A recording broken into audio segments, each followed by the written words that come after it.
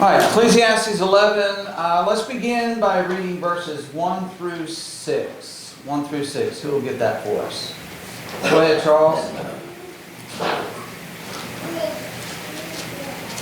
Cast your bread upon the waters, for you will find it after many days. Giving a servant to 7 and also to 8, for you do not know what evil will be on the earth. If the clouds are full of rain, they empty themselves upon the earth. And if a tree falls to the south or the north, in the place where the tree may fall, there it shall lie. He who observes the wind will not sow, and he who regards the clouds will not reap. And you do not know what is the way of the wind, or how the bones grow in the womb of her who is with child. So you do not know the works of God who makes everything. In the morning sow your seed, and in the evening do not withhold your hand. For you do not know which will prosper, either this or that, or whether both alike will be good.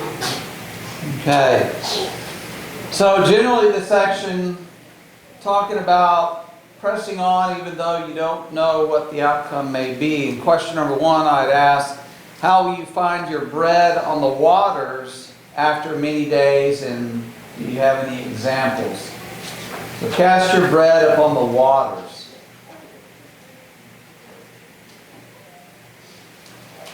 Ron, looks like you want to say something. Or maybe Nancy does. Well, it has to do with being charitable. Okay. Taking care of others. As you go through life with whatever you have, be willing to help others. And it's not just talking about, in their case, the Jews only, or in our case, Christians only. It's just talking about when you see a need, do something about it. Right. The idea of benevolence, there are some things that some people you may check and they'll say about diversity of investing and things like that, but he's talking here, which I guess it could fit the context, but there's uncertainties in life, and he's saying you have the means, you have the ability, be benevolent, be charitable, cast your bread upon the waters, for you will find it after many days. What's that idea? The idea of throwing your bread on the water is you're giving it up. You're not benefiting from the sustenance that that bread would provide to you, but it's not lost.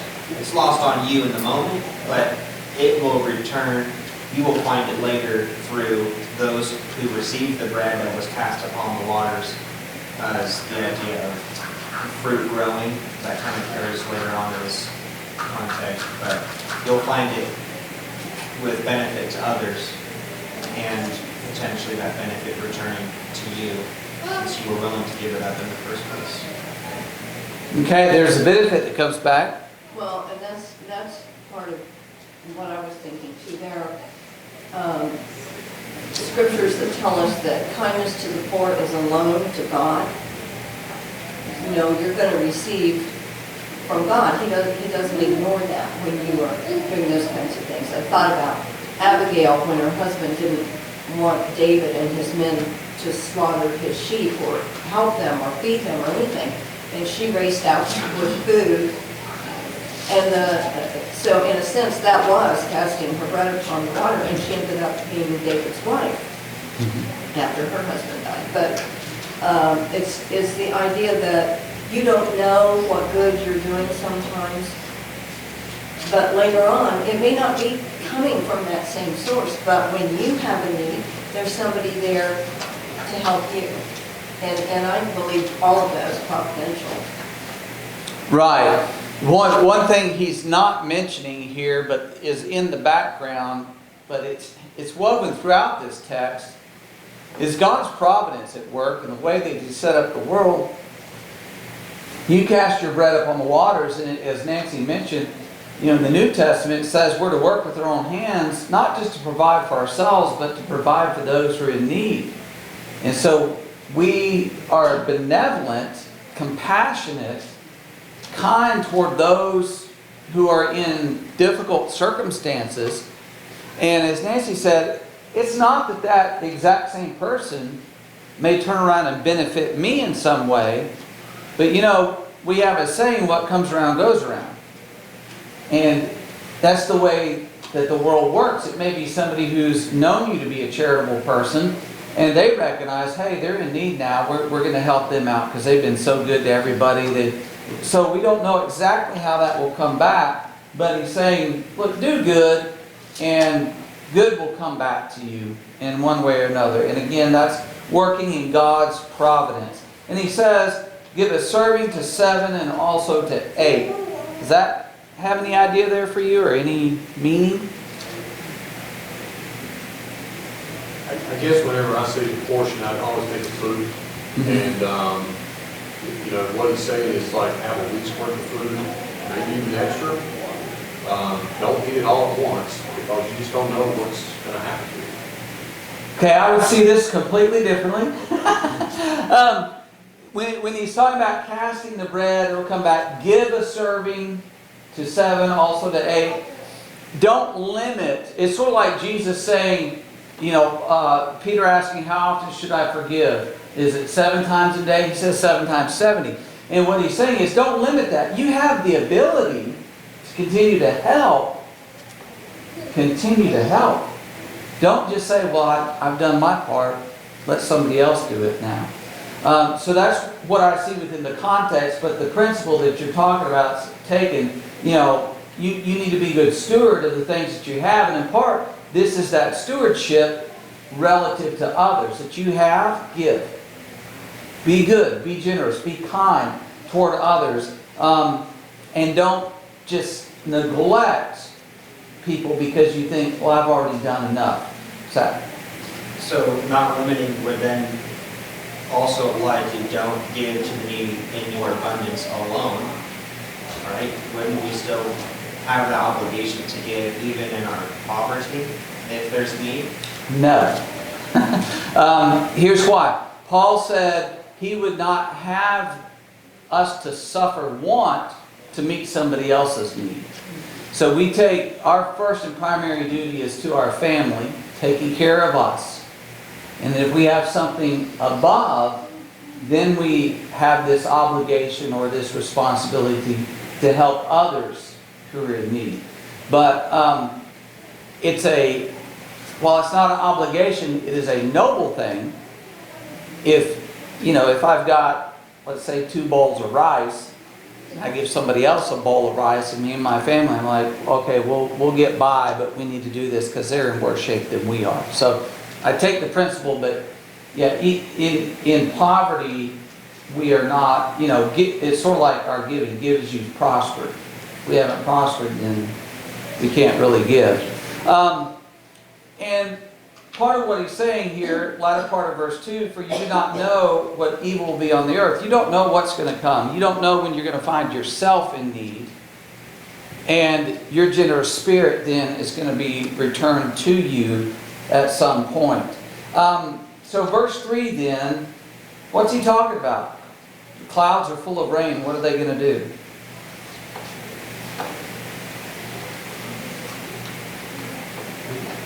Fall on the earth. Okay. Any thoughts on that? Why does he bring that up? I don't think we're talking about rain. We're talking about rain in a sense, but it stands for something else. If you have plenty,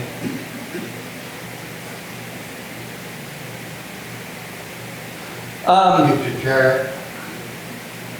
This is true at the first couple of verses.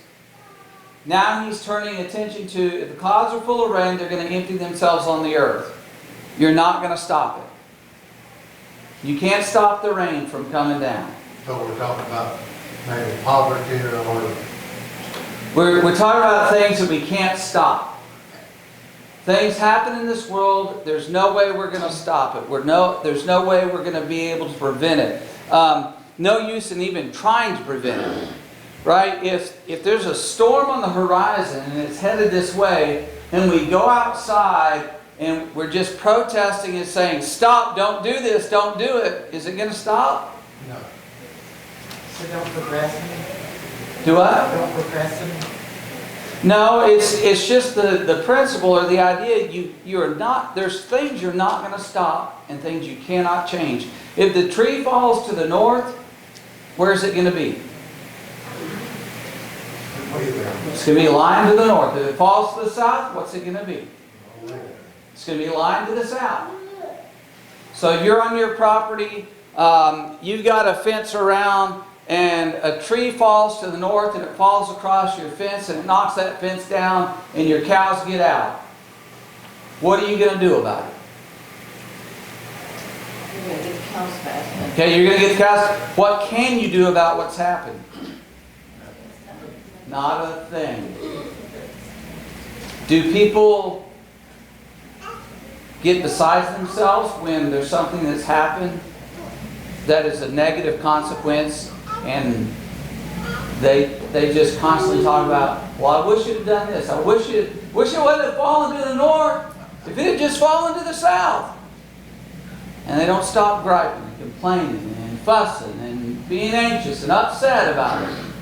When what needs to be done again, Nancy? You have to repair what's happened and go on. You got to deal with it. Yeah. You just have to deal with it. So go get your cows, fix your fence, cut up the tree, in our little illustration. You're not going to, there's things you're just not going to change, things you're not going to prevent. It's going to happen. Right? He just talked about, you don't know what evil there's going to be on the earth. Guess what? We're not going to stop that evil, that negative, that bad from happening. And once it happens, there's no use in whining and crying about it. Just deal with it. Yeah, I think the point that you're trying to make is probably, verse 4 kind of explains that. You're just kind of looking at this stuff, you're never going to go out and actually get anything accomplished. Exactly. Well, it just seemed like the flow was, it starts out with, when you're in a good place, be benevolent, be giving, be kind, because, and then the next verses are saying all of these things happen while you're under the sun. You don't know when. You do not know when. And so, to that point that Mike's bringing up, in question number 2, what is the problem with observing the wind?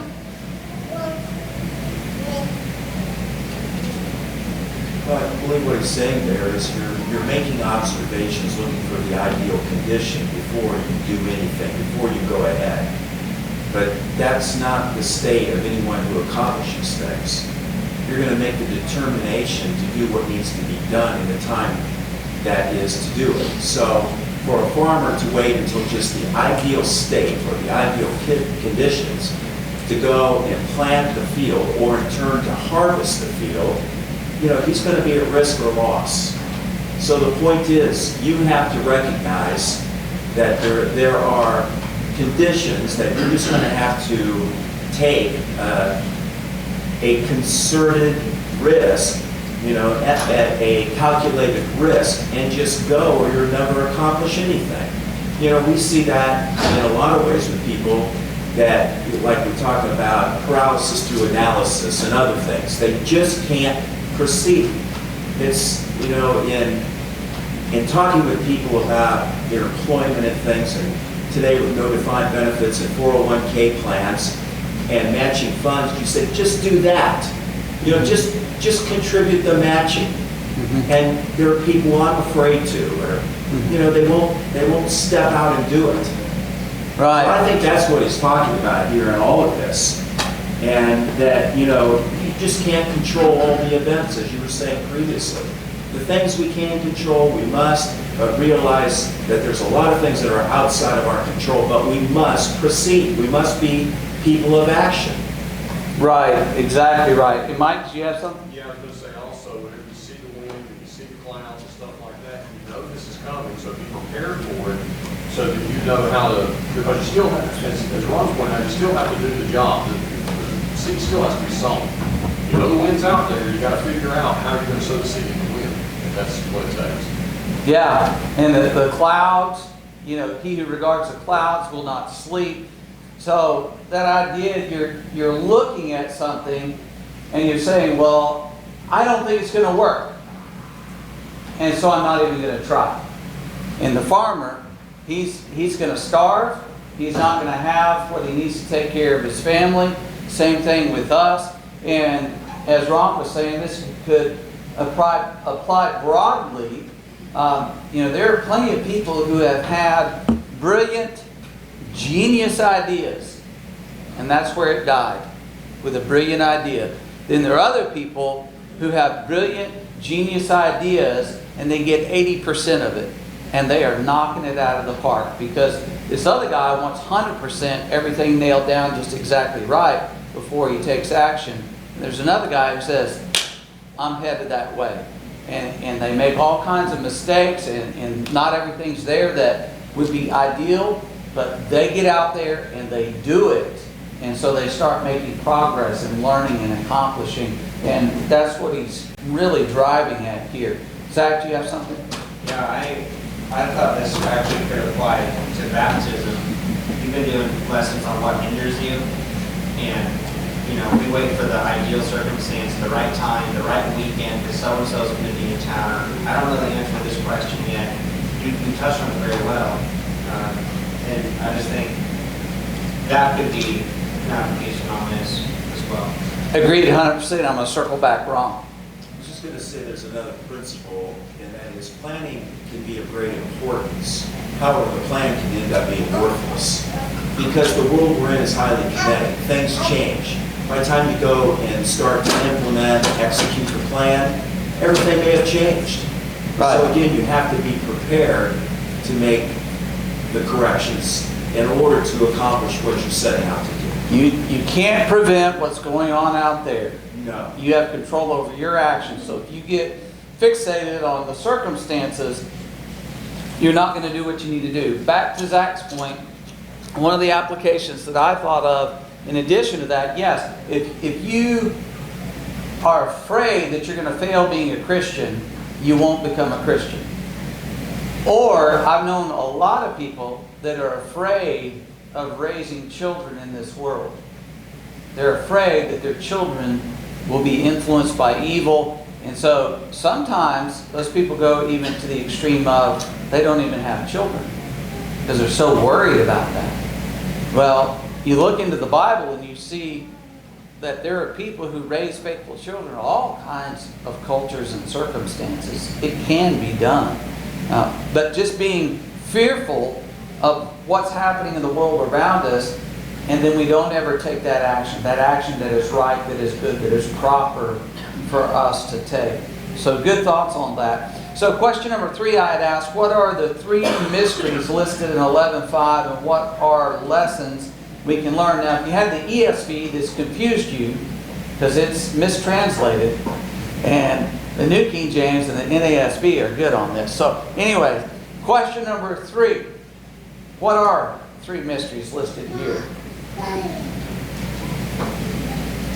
Do not what? Go ahead. He says that knows not what is in the path of the wind, and how bones are formed in the womb, and we do not know the activity of God. Okay, so thoughts? No control. There's no control, true. So fretting about it, worrying about it, not ahead. Okay, fretting about it, worrying about it's not going to do any good. You don't know the way of the wind. I worked as a weather forecaster for a few years in the Air Force, and there's all types of data and stuff that you can figure out, you can forecast and things, but guess what ultimately in the end? You only did it for a few years for a reason. No, I actually loved it with all of my heart, yes. But it was the military part that was a wrench in the works. But you ultimately don't know for sure. You can make a good educated guess, but you can't know that for sure. And you know, the bones grow in the womb. Who really fully, now there's probably some scientist, some doctor somewhere that would give us a difficult explanation about an egg being fertilized and a baby, you know, there's conception and then there's the growth. But they don't know how all that happens. They can't do it separate from what God has put in place. It's impossible, right? So there are things we just don't know, we don't understand, we don't fully comprehend, and they're beyond our power to control these things. Just like Paul was talking about, it's beyond our control. And so we should not focus on what is beyond our control. We need to do what we can while we can. That's the bottom line. Anything through 6? All right, let's read 7 and 8. Who will read that for us? Ecclesiastes 11, 7, and 8. Hank. Truly delight is sweet and it is pleasant for the eyes to behold the sun. But if a man lives many years and rejoices in them all, yet let him remember the days of darkness. For they will be ending, and all is coming to pass. Okay. Question number 4. Life has good days, but what is coming if we live long enough? Bad time. Bad times, difficult times, right? So it says the light is sweet, pleasant for the eyes to behold the sun. How would you maybe restate that or reword it? Or what might that be describing? Light, sweet, pleasant for the eyes to behold the sun. We have a word for this or something, how we describe it. After the bad days, you look for good days. This is true. What's the way? So good days. Sometimes we talk about sunny days, right? It's sunny days. And when we're talking about that, we're talking about it's a good day, it's a bright day, it's a happy day, it's a joyful day. We like sunny days, not just in the strict literal sense of the sun shining, but sunny days is really a representation of good times. And what does he say to do with these things? Beginning of verse 8.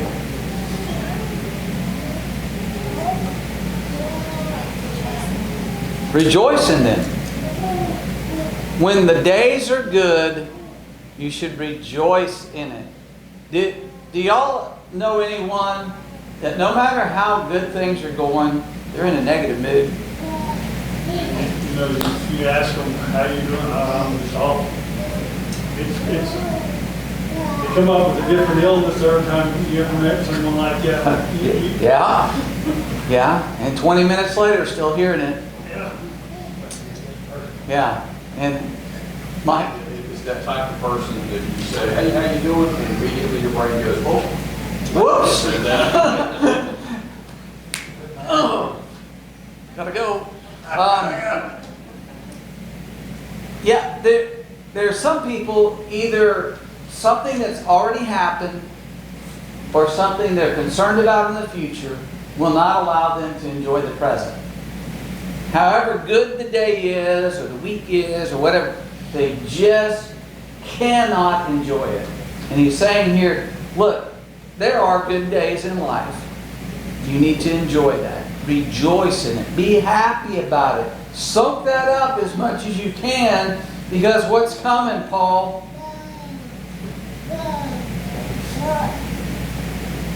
Verse 8, what's coming? Good times. Not sunny days, but what, Paul? Verse 8. Darkness. Darkness. Dark days are coming. Right? There are hard times ahead. Nobody is exempt from that. Nobody. You know, we look at people, you know, it's been in the news lately, you know, billionaire buys a company and you think, man, that's an incredible amount of money, and if he was to just lop that off of his net worth, he'd still be $100 billion richer than the next richest guy. You think he has bad days? Absolutely, he has bad days. Probably more and more severe than what we have. But there are bad days for everyone. You live long enough, it's going to come. And you look at your neighbor and you see how things are going for them in life, and things are just peachy and great and wonderful, and things are difficult and rough for you. Well, guess what?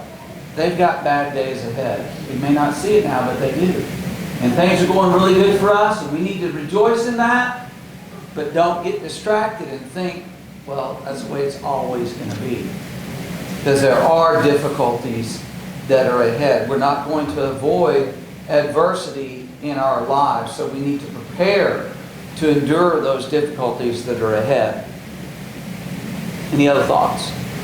Yeah, Nancy? we all practice some of those things, and don't really realize it when we buy insurance. And we got more than one can in the cover, so we're preparing for the next day. But in there, in this word, it's talking about I think it's talking about our soul and the way we are to treat the gift of life and going. Well, it certainly would include our souls, and that would be a proper application. And he's observing right now under the sun and the things that would buffet us in life. And so be ready for that. Because those things that happen to us in life, they're in this physical realm, they can shake our spirit and our soul. And so we need to just be ready for those things. Nancy? It just, to me, is the concept that in life under the sun, you cycle through things. You cycle through good things, you cycle through difficult things, and you can have great grief. But you still have the blessings of the good things, even when you're going through the grief. You can't enjoy the blessing, but things cycle. So just understand that even though this is a tough period of time, this will pass too. Yeah, but we feel like it's lasting forever, Yeah. right? Yeah, that's the way it feels, because it's difficult. All right, verses 9 and 10, Ecclesiastes 11, 9 and 10. Who will grab that for us? Ron? Rejoice, O young man, in your youth, and let your heart cheer you in the days of your youth. Walk in the ways of your heart and in the sight of your eyes. But know that for all these, God will bring you into judgment. Therefore, remove sorrow from your heart and put away evil from your flesh. For childhood and youth are vanity. All right. So, question number 5. What is it to walk in the ways of your heart and the sight of your eyes?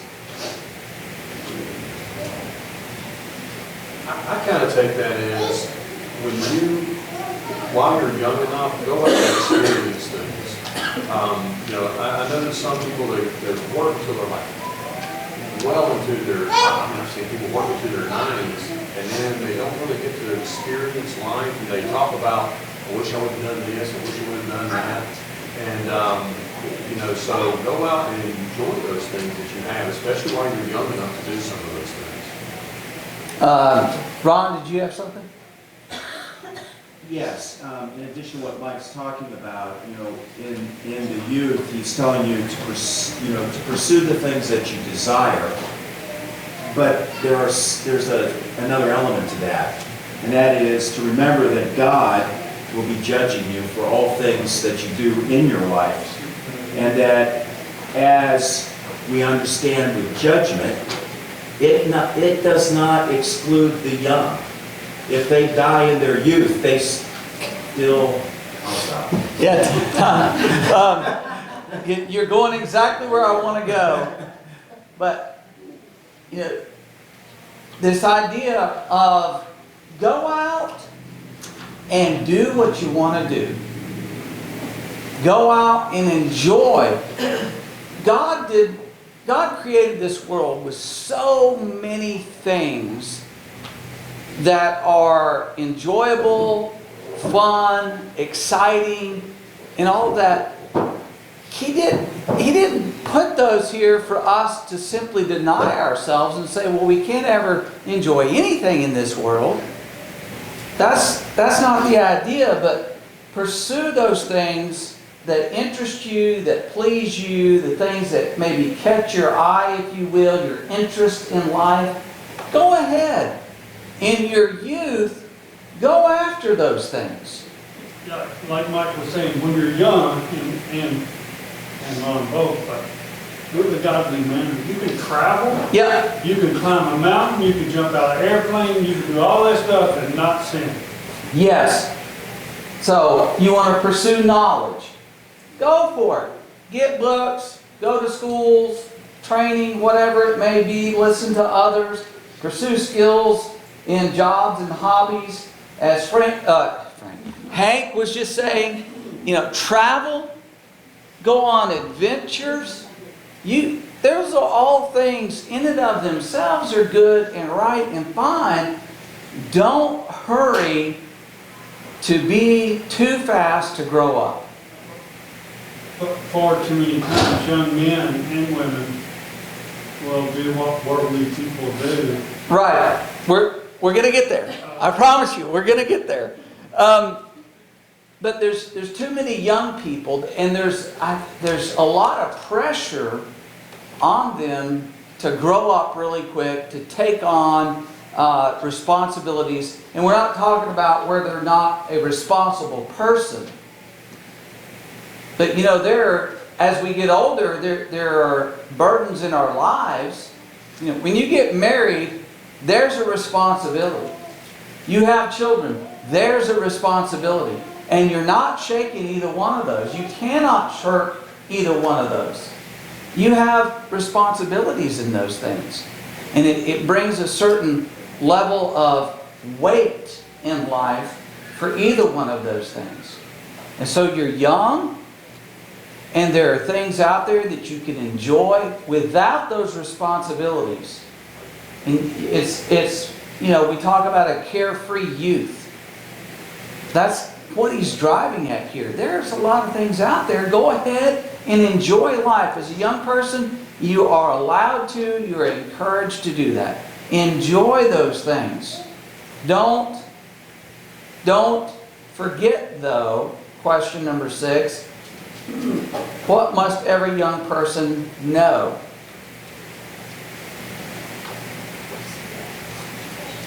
This is where we open up on this, where everybody wants to get to. Okay.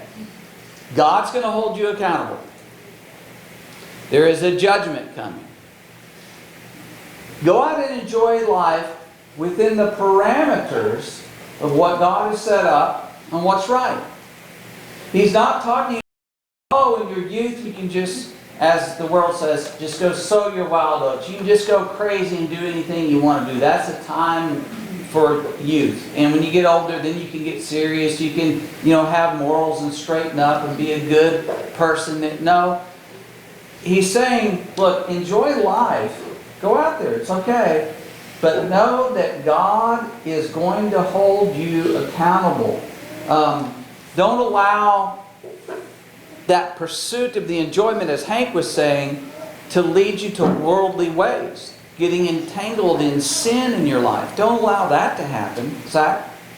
The same is, I know it's not so one here, but the same is true for any age. Age is never an excuse to sin. Let's just say young people are fast to make a decision, and they can get in trouble for that. They made a hasty decision. They said something they shouldn't have said. Old people can be guilty of the same thing. Young, middle-aged people can be guilty of, I can be old and cranky because I'm old and cranky. No, you can't. You're not exempt from living the life of a Christian either. And it's not a finger-pointing game, but age is never the excuse. Well, I can get away with this because I'm this age. Right. Get off my yard. Yeah. Get on. Okay, so every young person needs to know, look, you go out, you live a life, you enjoy things in this world, but always keep in mind, God is going to hold you accountable for your actions. So, youth is a time to be free of sorrow and sin, as verse 10 talks about. Remove sorrow from your heart, put away evil from your flesh. childhood and for childhood and youth are vanity. Those things are going to pass, are going to be gone.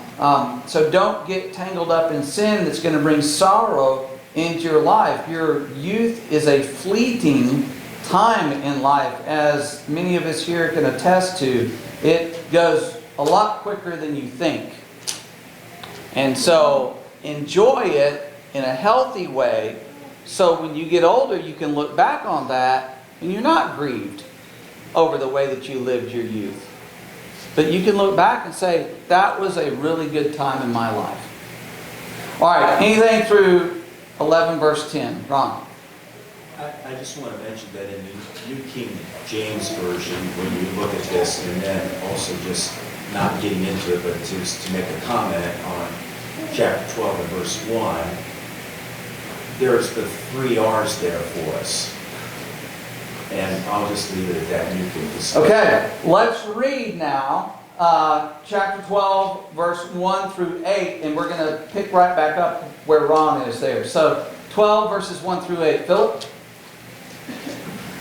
Remember now your Creator in the days of your youth, before the difficult days come, and the years draw near when you say, I have no pleasure in them. While the sun and the line, the moon and the stars are not darkened, and the clouds do not return after the rain. In the day when the keepers of the house tremble, and the strong men bow down, when the grinders cease because they are few, and those that look through the windows grow dim, when the doors are shut in the streets, and the sound of grinding is low, when one rises up at the sound of a bird, and all the daughters of music are brought low. Also they are afraid of high, and the terror is in the way. When the almond tree blossoms, the grasshopper is a burden, and desire fails. For man goes to his eternal home, and the mourners go about the streets. Remember your Creator before the silver cord is loosed, for the golden bowl is broken, the pitcher shattered in the fountain, for the wheel broken at the well. Then the dust will return to the earth as it was, and the spirit will return to God who gave it. Vanity of vanities, says the preacher, all is vanity. Okay. Ron, 3 R's. What do we got? Rejoice, remove, remember. Okay, very good. All these directed at youth. That as young people, we have to be oriented toward God and His wisdom and what He's providing us here. Anything to add to that? No, I think you've captured it. That's what it's directed specifically to the youth. Right, exactly. He's remember in the whole book, of course, he's observing things under the sun, and he's striving, as he is with the Proverbs, telling young people, telling his son, here's how you're going to have the most rewarding, fulfilling, and satisfying life. This is the way to do it. And remember now your Creator in the days you use. So question number 1, maybe you think this is silly. At what age should a man remember his Creator? Thank you. Yeah. Young, middle age, old age. But he's specifically admonishing the youth here. Why should one begin to serve God in youth? Question 2. Well, in one regard, it's a protection for him, because you understand your obligation to God and you don't want to violate His laws. And I did say in your youth, because that sets you up for a life of serving God, long or short, but typically it would be a long life of serving God, and protected from the evil that you're going to be exposed to. Okay, it should start there for sure. Right? That's where it should start. And we know some people, they're older before they hear, specifically when we think about the gospel, before they hear about the gospel, they're older people. But he's saying, in your youth, you need to be mindful of God, who He is, and your relationship to Him. And starting in your youth, you form good habits, right? And you develop a character in you. You do it before your heart is jaded, if you will, by the world and the things of the world and influences of the world. You need to absorb God's will while you're young.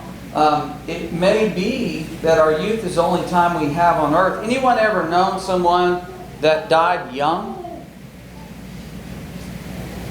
Yeah. You know, there are those who they've died at 13, at 16, 18, 20, 22. You know, they've died very young, either to accident, disease, something else. It happens. And so we need to remember the Lord in our youth and then carry that out throughout our lives. You know, some people, they don't die when they're young, but they become mentally incapacitated. I knew a boy in high school, he was probably 16. He had a motorcycle accident, and he became a vegetable, essentially. You know, right there, that cut off his ability for the rest of his life to be morally responsible. And whatever he was morally responsible for up to that point, that's sealed. So we need to be cautious when we're young. Set your life right, and when we're older as well, of course. So, question number 3.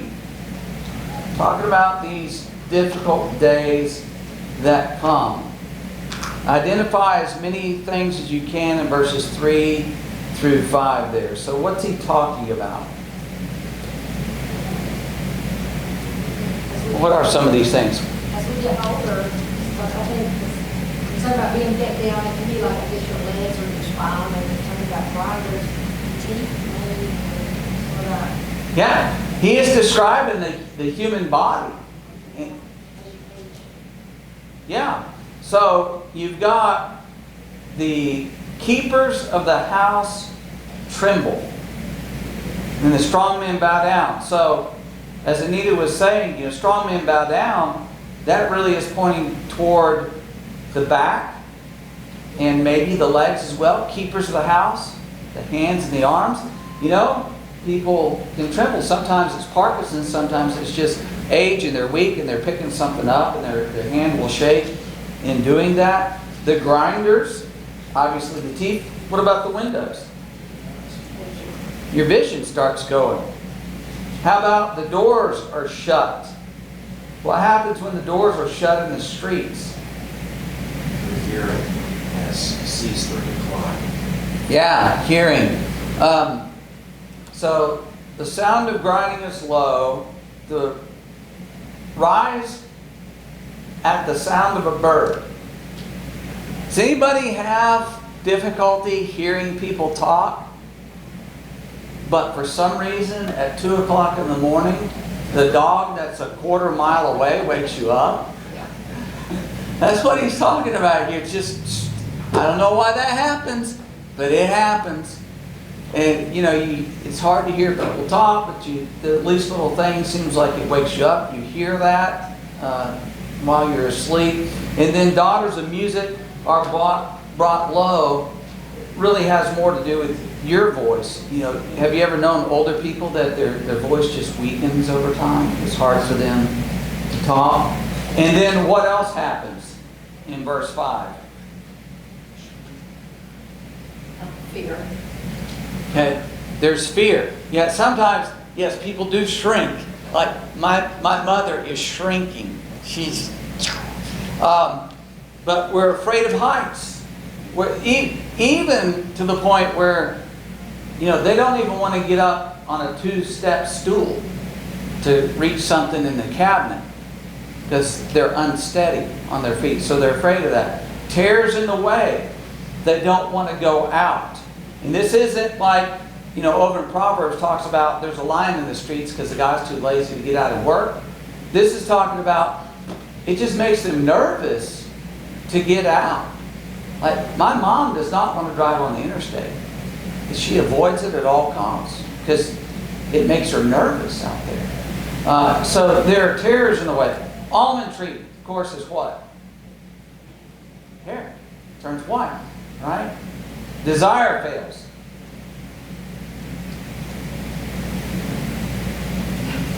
I'll wait for y'all to tell me. Okay. Your sex drive It's gone. Right? And just note this, that when the Bible talks about that relationship, it always talks about it in an appropriate manner. It's never vulgar. You know, Adam knew Eve. It's how it describes those kinds of things, very appropriately. But be that as may, it says, you know, you get older, things just change. And man goes to his eternal home. What is that? Graveyard dead. You're dead. And the mourners go about the streets. What is that? They forget about it. Well, there's a funeral. They have a funeral for you. They mourned you because you died. But yes, they do go on. But We don't do that in America like they do in foreign countries. yes, or New Orleans. Yeah, or New Orleans. Yeah, they have a different world down there. But yes, you're exactly right. So, question number 4, I had asked, what does Solomon clearly state in 12:7 of what should it remind us? So 12 verse 7. By the way, verse 6 is just simply him in a very poetic way of saying death. Right? The silver cord is loose, the golden bowl is broken, the pitcher shattered, the fountain, the wheel broken at the well. Then verse 7, what? The body will decay and go back to the earth. Your body's going to return to the earth. It will absolutely decay. And what else will happen? The being you should have remembered in the days of your youth, you're going back to it. Yes, you're returning to your Creator. The Spirit will return to God who gave it. When you read the account of the rich man and Lazarus, what you understand in this is basically when you die, you do not have any control over anything from that period forward. Right now we have control over our body and our soul. But when we die, the body's going into the ground, so to speak, however we may, whatever may happen to our body after our death. But God takes our spirit, He takes control of that, and He puts it in the Hadean world, either in paradise or in torments. And then when the great resurrection comes, He's going to take control of that soul again and move it either to heaven or to hell. One of the two. So, spirit returns to God who gave it. All right. Any other thoughts there? Yeah, by the way, growing in the spirit and doing what God wants you to do, the quicker you do that, the more you're going to learn and the more benefits God can use you and more. Use you in His kingdom, serving Him throughout your life, and the stronger you'll be as you go through life. You ever heard Christians that became Christians later in life reminisce about the sins of they did in their youth, And I never understood why they do it. Say, you remember this, you remember that, and, I was drinking or something like that. Right. We do not want to speak fondly Right. of the wickedness we lived in. But if the young do it, obey Christ young, they won't have that temptation, they won't have that knowledge. I wasn't a drinker when I was young, so I don't know what drinking was for somebody's 14, 15, 16. Some people do. I get it. Right. Never have been a real drinker ever, Right. I never had desire for that. But that desire is probably still there for certain alcoholics and things like that. Could be a temptation. But Lord willing, John's going to pick up in Ecclesiastes 12 verse 9 next week. And then Lord willing, again, 2 weeks from tonight, we'll start that next study on church history.